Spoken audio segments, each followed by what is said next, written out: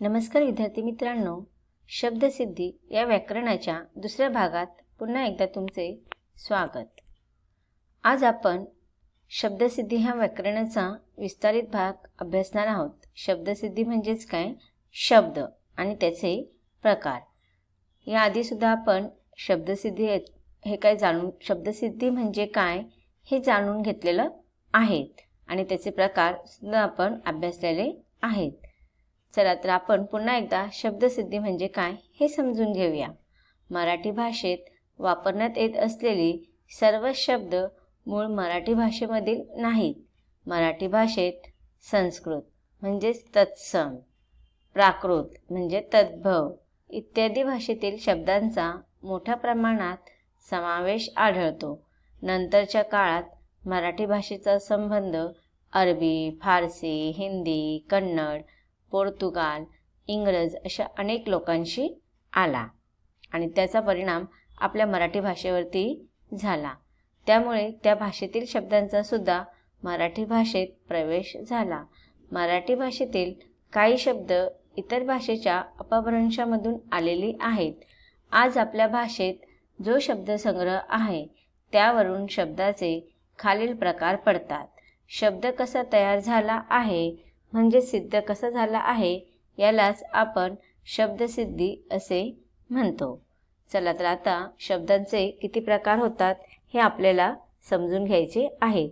याआधी सुद्धा आपण शब्दांचे प्रकार किती होतात हे जाणून घेतलेले आहेत। किती प्रकार असतात शब्दांचे तर 4। कोणते कोणते असतात, तत्सम शब्द, तद्भव शब्द, देशी किंवा देशीचे शब्द, परभाषीय शब्द। त्यापैकी आपण शब्दसिद्धी या व्याकरणाच्या पूर्वीच्या भागामध्ये तत्सम शब्द म्हणजे काय आणि तद्भव शब्द म्हणजे काय याचा अभ्यास केलेला आहे आणि आपण विविध उदाहरणांद्वारे समजून घेतलेला आहे की तत्सम शब्द म्हणजे काय आणि तद्भव शब्द म्हणजे काय। तर सांगा पाहू काय येणार आपण तत्सम शब्द म्हणजे काय। अगदी बरोबर, संस्कृत भाषेतील शब्द आपण मराठी भाषेत जसेच्या तसे काहीच बदल न करता जेव्हा वापरतो तेव्हा त्या शब्दांना आपण तत्सम शब्द असे म्हणतात। उदाहरणार्थ पिता, पुत्र। त्याचप्रमाणे तद्भव शब्द म्हणजेच काय तर संस्कृत भाषेतील शब्द मराठी भाषेमध्ये वापरताना त्यांच्यामध्ये आपण परिवर्तन करतो, बदल करतो आणि ते बदल केलेले जे काही शब्द असतात त्याला आपण तद्भव शब्द असे म्हणतो। उदाहरणार्थ गाव। गाव हा शब्द ग्राम या संस्कृत शब्दापासून मराठीमध्ये आलेला आहे। आता पुढील शब्दांचे 2 प्रकार म्हणजे देशी किंवा देशी शब्द आणि परभाषीय शब्द म्हणजे काय याचा विस्तारित अभ्यास आपल्याला करायचा आहे। तिसरा आहे शब्दसिद्धीमधील किंवा शब्दांच्या प्रकारामधील तिसरा प्रकार आहे देशी किंवा देशी शब्द। जे शब्द अन्य भाषातून आलेले नाहीत अशा मूळ शब्दांना देशी शब्द म्हटले जाते। उदाहरणार्थ चिमणी, वांगे, झोप, डोळे, दगड, झाड, हाड, बाजरी, गुडघा हे जे काही अन्य भाषा आहेत म्हणजे मराठी भाषेच्या व्यतिरिक्त अन्य भाषेमधून हे शब्द न येता ते मूळ शब्द जे भारतातीलच आहे किंवा आपल्या मराठी भाषेतीलच आहेत त्यांना आपण आपल्या देशातीलच शब्द म्हणतो। अशा मूळ शब्दांना आपण देशच किंवा देशी शब्द म्हणतो। तर आता आपण याची परिभाषा समजून घेऊया। महाराष्ट्रातील मूळ रहिवाशांच्या बोलीभाषेमधील वापरल्या जाणाऱ्या शब्दांना देशी शब्द किंवा देशी शब्द असे म्हणतात।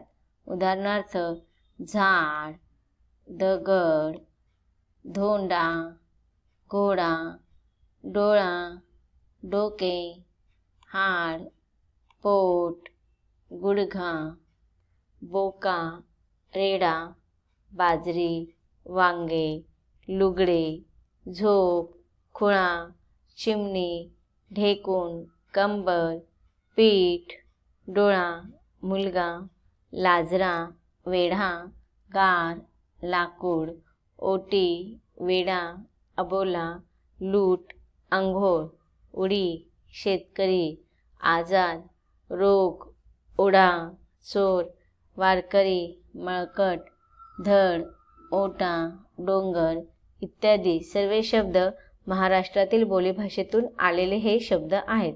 म्हणून यांना आपण देशीच किंवा देशी शब्द असे म्हणतो.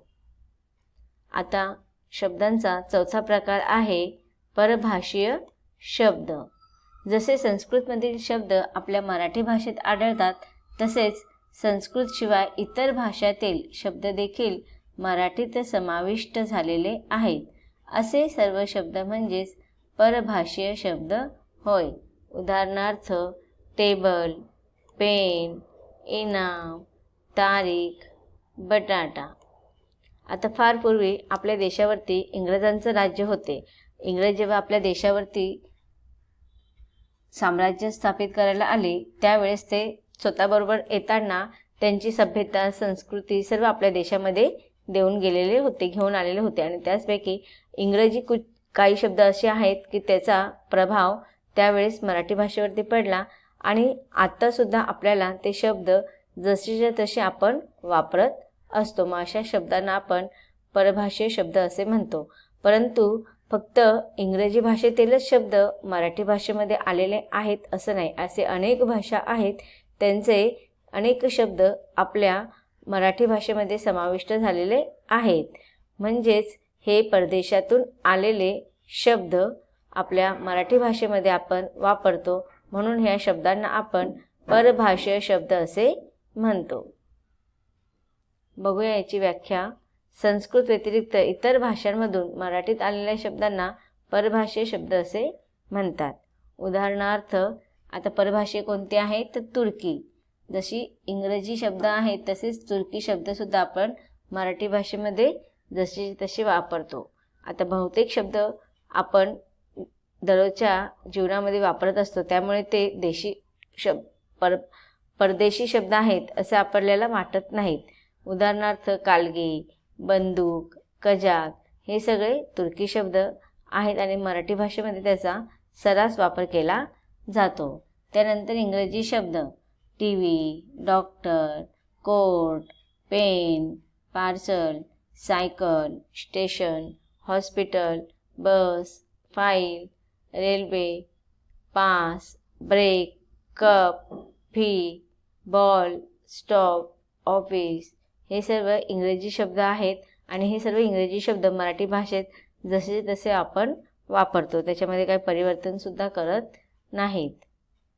पुढचं ज्याप्रमाणे इंग्रजी आणि तुर्की शब्द आपण पाहिले की परदेशातून आलेले भाषा, त्याचप्रमाणे परदेशातून आलेले पोर्तुगीज शब्द बटाटा, तंबाखू, पगार, बिजागरी, मेज, चावी, तुरुंग, तिजोरी, कारतूस हे पोर्तुगीज शब्द आहेत.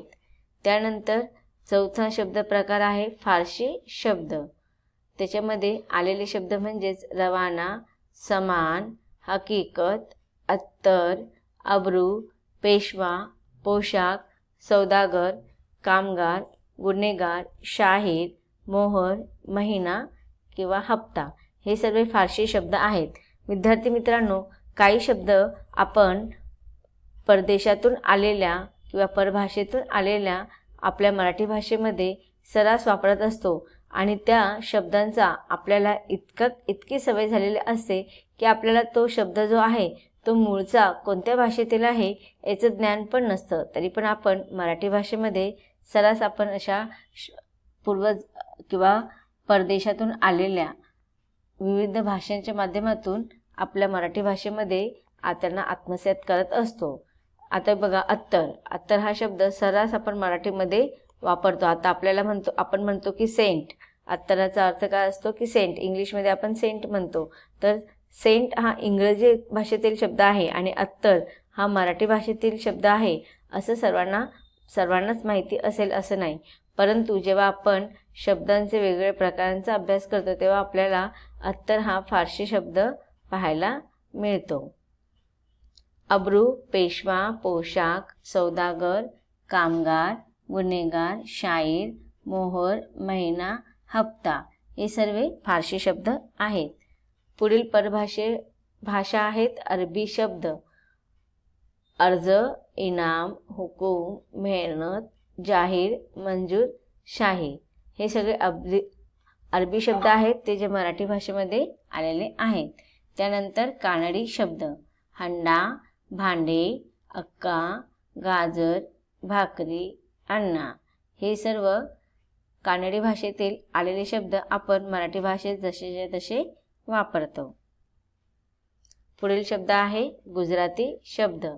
सदरा, दलाल, ढोकळा, घी, डब्बा, दादर, रिकाम टेकडा, इजा, शेठ हे सगळे गुजराती शब्द आपण मराठी भाषेत आहे तसेच वापरतो, म्हणून इथे आपण परभाषीय शब्द प्रकार त्याला म्हणतो.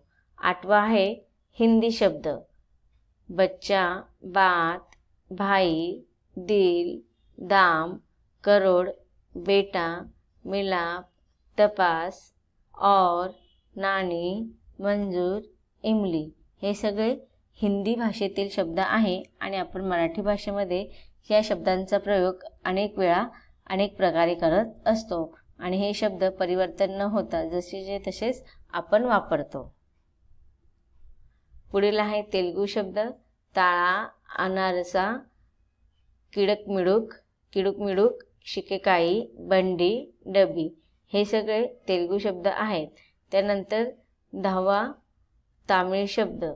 चिल्ली, पिल्ली, सार, मठ्ठा हे सगळे आपण परदेशातून परभाषेतून आलेले शब्द आहेत, परंतु त्याच्यामध्ये आपण मराठीचा इतका काही जणी समावेश करून घेतलेला आहे की ते आता आपल्याला इतर भाषेतील शब्द वाटत नाही, जणू काही ते मराठी भाषेतीलच शब्द आहे असा आपण त्याचा सर्रास वापर करत असतो. आता इथे बघा तुम्हाला परभाषी शब्द कोणत्या परभाषा असतात त्या आहेत कानडी भाषा, इंग्रजी भाषा, तेलुगू भाषा, पोर्तुगीज भाषा, फारसी भाषा, अरबी भाषा, हिंदी भाषा, गुजराती भाषा अशा भाषातून आलेल्या शब्दांची काही उदाहरणे आपण पाहूया. आता बघा हिंदीमध्ये आपण दाम, करोड, मिठाई, भाई, बेटा. त्याचप्रमाणे कानडी भाषेतील शब्द आहेत भाकरी, गुढी, वेळी, ताई, अडकिता, pen, table, bat, fee, doctor, bus, file इत्यादी इंग्रजी भाषेतील शब्द आहेत आणि ते आपण मराठी भाषेमध्ये जसे तसे त्याचा उपयोग करत असतो. पुढील आहे पोर्तुगीजमधील शब्द आहेत पगार, बटाटा, पेरू, चावी, कोवी. फारसी भाषेतील शब्द आहेत पेशवा, अत्तर, कामगार, सामान, हकीकत. अरबी भाषेतील शब्द आहे मेहनत, इनाम, हुकूम, अर्ज, जाहीर. त्यानंतर तेलुगू भाषेतील शब्द आहेत अनारसा, चेंडू, गदारोळ, ताळा. गुजराती भाषेतील शब्द आहे डबा, दादर, शेवट, घी, रिकाम टेकडा. हे सर्व शब्द हे परदेशातून परभाषेतून आलेले शब्द आहेत आणि मराठीमध्ये आपण जसे तसे त्याचा वापर करतो. तर विद्यार्थी मित्रांनो, शब्दसिद्धी ह्या व्याकरणाच्या भागामध्ये आपण शब्द म्हणजे काय, शब्दाचे किती प्रकार असतात ते अभ्यासलेले आहेत आणि ते विविध उदाहरणांच्या द्वारा तुम्हाला चांगल्या प्रकारे समजावून सांगितलेले आहे. शब्दसिद्धी ह्या व्याकरणाचा भाग इथे संपतो. धन्यवाद.